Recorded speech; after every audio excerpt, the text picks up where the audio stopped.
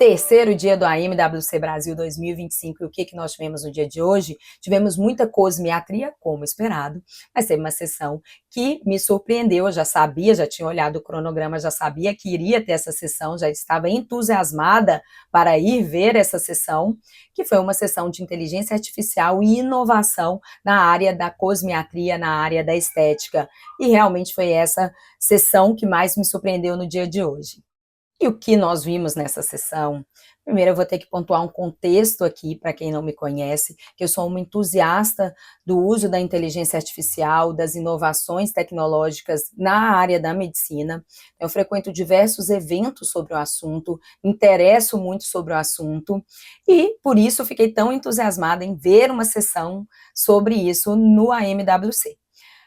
Fiquei um pouco decepcionada, eu esperava mais, mas eu esperava mais porque eu estou acostumada a ir nesses eventos. E depois eu compreendi que ali era um evento inicial, de iniciação, para que os colegas também entrassem nesse mundo da inteligência artificial. E fiquei muito satisfeita nesse sentido.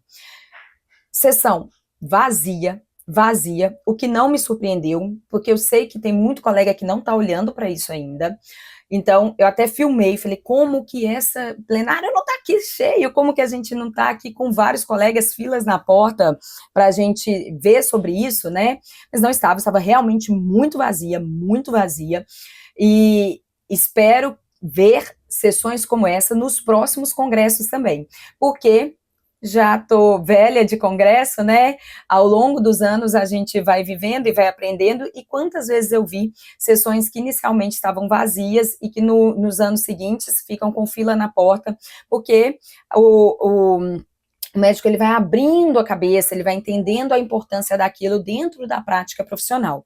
Então, diversos exemplos, bioestimuladores de colágeno, gente, quando começou lá atrás, muitos anos atrás, quando começou a se conversar sobre isso, aí as sessões eram vazias, nossa, isso não. Aliás, lá no início, a gente tinha um certo afastamento da dermatologia clínica para a dermatologia estética, né?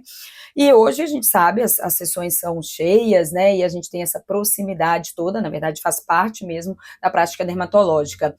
As sessões de cosmético, no passado, a gente não via dessa forma que a gente vê, até mesmo os estandes de cosméticos, né, o médico falando de skincare, falando da área do cosmético, e hoje as sessões de cosmético, elas ficam realmente muito cheias, com filas na porta, o que também me deixa muito feliz, porque é uma área que eu atuo também fortemente. Então, vamos falar da inteligência artificial, né, o que teve nesse plenário, nessa sessão de inteligência artificial. Foi falado muito a respeito do uso das imagens com inteligência artificial para a educação médica. Também foi falado do uso dessas imagens na prática do consultório, com a gente levando isso para o paciente sobre como que ele pode ficar com o procedimento, fazendo aquela prospecção, né, olhando para frente, olhando para como que ele ficaria com outro procedimento. E, obviamente, quando se fala sobre isso, se fala das limitações éticas e regulamentares em relação ao uso disso, porque, afinal de contas, a gente está mostrando para o paciente uma imagem que ele poderá ficar, mas que a gente sabe que a gente lida com saúde, que não é uma ciência exata, que pode ser que não fique daquela forma, e que pode ser que a gente crie expectativas e que não ocorra, mesmo a gente tendo hoje tecnologia para a gente ver muito próximas ao que será, mas por vezes não fica, a gente, como eu disse, não é uma ciência exata, então tem que sim que se discutir sobre isso, e foi discutido sobre esses limites éticos, os limites regulamentares a respeito dessa prática. Mas o que mais me chamou a atenção nessa sessão foi a palestra do psicólogo Dr. Paulo Boggio, que falou sobre modulações neurofaciais e a socialização. O que isso acontece? Vou até pegar aqui o nome da palestra dele para vocês. Foi Modulação Neural e Social das Expressões Faciais, processo de simulação, imitação e percepção contextualizada. Nome bonito, né? Nome bonito, mas vou contar para você o que foi falado com esse nome bonito.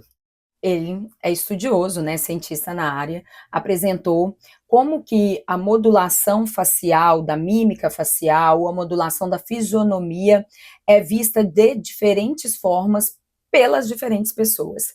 Vou resumir para você, basicamente o que ele falou é, cada um vê o mundo da sua forma. Mas ele não só falou isso, porque isso a gente já sabe, né? Ele demonstrou isso através de alguns estudos, demonstrando que tem pessoas que, numa mesma fisionomia apresentada, demonstram que estão enxergando aquilo como algo positivo e outros como algo negativo. Exemplo, uma pessoa sorrindo, quando é vista por alguém que está se sentindo bem na presença daquela pessoa, entende que aquilo é algo positivo, que ela está sorrindo. E visto por uma pessoa que não tem afeição pelaquela pessoa, é visto como algo negativo, talvez um desprezo ou algo que não seja um sorriso genuíno. Isso é muito interessante para nós que fazemos a cosmetria, né, que modificamos tanto a mímica facial, como modificamos também a fisionomia das pessoas, em todos os sentidos, não só no sentido estético. Nós que trabalhamos com a dermatologia clínica também, a gente, ao tratar algo que está ali visível, também modificamos essas percepções. E isso é importante para a gente refletir. Quem trabalha na parte clínica vê que às vezes não é só uma questão de estética, às vezes a gente modificar aquilo, trazer algo que para aquela pessoa é entendido como belo, traz também transformações sociais.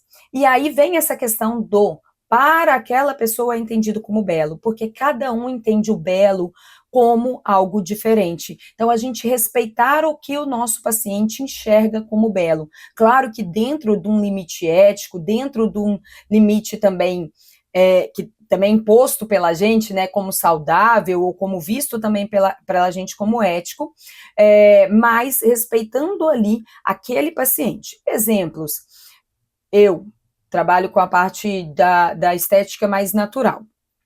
Se um paciente quiser colocar um lábio muito volumoso, eu não vou fazer. Por quê? Porque não faz parte da minha prática. Mas eu posso sim indicar um colega que trabalha com um lábio mais volumoso e eu tenho que entender que isso é uma percepção estética diferente e que pode ser que o meu paciente tenha essa percepção estética e que isso é uma questão individual. Então, eu não preciso fazer, se não é algo que eu me sinta confortável em fazer e não o farei, mas eu preciso compreender que seja um desejo dele. Claro, gente, dentro de um limite de um saudável, dentro de um limite do possível. Achei fantástico discutir sobre isso, achei fantástico isso ser falado num evento e a gente pensar sobre isso, porque é algo que está na nossa prática clínica diária.